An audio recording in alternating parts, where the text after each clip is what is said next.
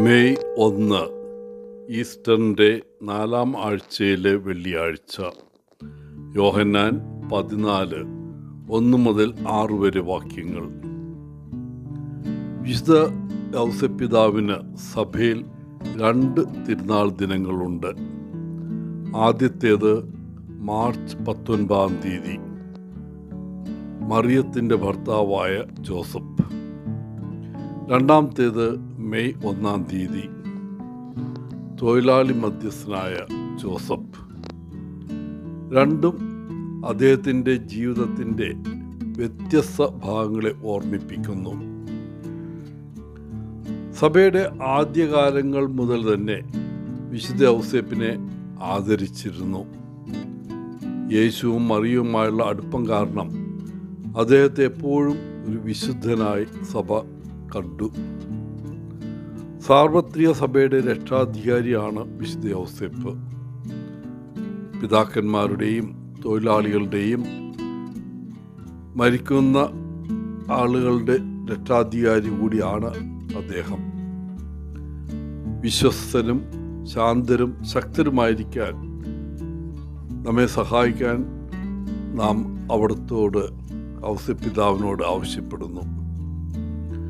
ജോലിയുടെയും കുടുംബജീവിതത്തിൻ്റെ മാതൃകയായ സഭ അദ്ദേഹത്തെ ബഹുമാനിക്കുന്നു. ബൈബിളിൽ അദ്ദേഹം നിശബ്ദനാണ്, പക്ഷേ അദ്ദേഹത്തിൻ്റെ പ്രവൃത്തികൾ വ്യക്തമായി ഉറക്കെ പറയുന്നു. വിശ്വാസത്തിനും കഠിനാധ്വാനത്തിനും കുടുംബത്തോടുള്ള കരുതലിനും അദ്ദേഹം പേരുകേട്ടവനാണ്.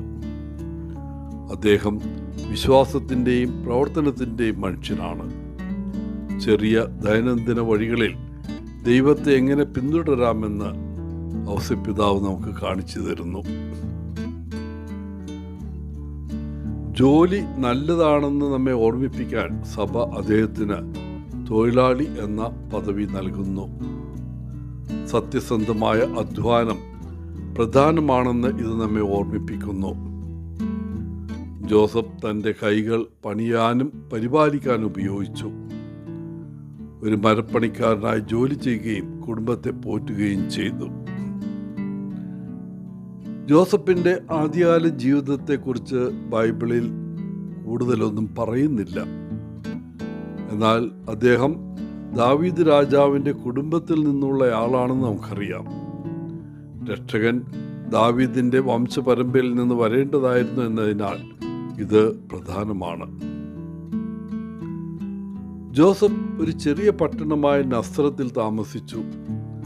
അദ്ദേഹം തൻ്റെ കൈകൾ കൊണ്ട് ജോലി ചെയ്തു.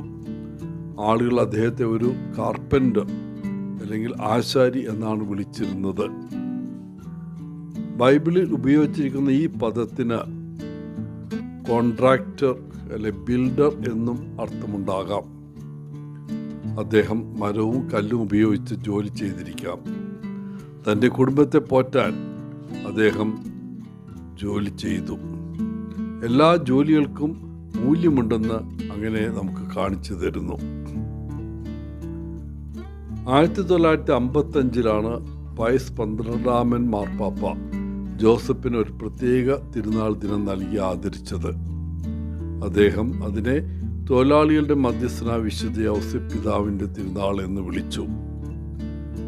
ആളുകൾ ജോലിയെ ഒരു പുതിയ രീതിയിൽ കാണണമെന്ന് മാർപ്പാപ്പ ആഗ്രഹിച്ചു. ഒരു ജോലിയായോ ഭാരമായോ അല്ലെങ്കിൽ ആദത്തിൻ്റെ ഹവ്വായുടെയും പാപത്തിനുള്ള ശിക്ഷയായിട്ട് അല്ല, മറിച്ച് നമ്മെ ദൈവത്തിലേക്കും പരസ്പരവും അടുപ്പിക്കാൻ കഴിയുമെന്ന ഒന്നാണ് ജോലി എന്ന് ജോസഫ് നമ്മെ ഓർമ്മിപ്പിക്കുന്നു.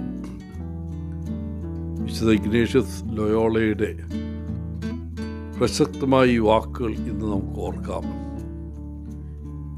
എല്ലാം നിങ്ങളെ ആശ്രയിച്ചിരിക്കുന്നു എന്ന മട്ടിൽ പ്രവർത്തിക്കുക, എല്ലാം ദൈവത്തെ ആശ്രയിച്ചിരിക്കുന്നു എന്ന മട്ടിൽ പ്രാർത്ഥിക്കുക. എല്ലാവർക്കും ഇന്നത്തെ തിരുനാളിൻ്റെ മംഗളങ്ങൾ നേർന്നുകൊണ്ട് ഒത്തിരി സ്നേഹത്തോടെ പോളച്ചൻ CSSR ഫ്രം കേരള.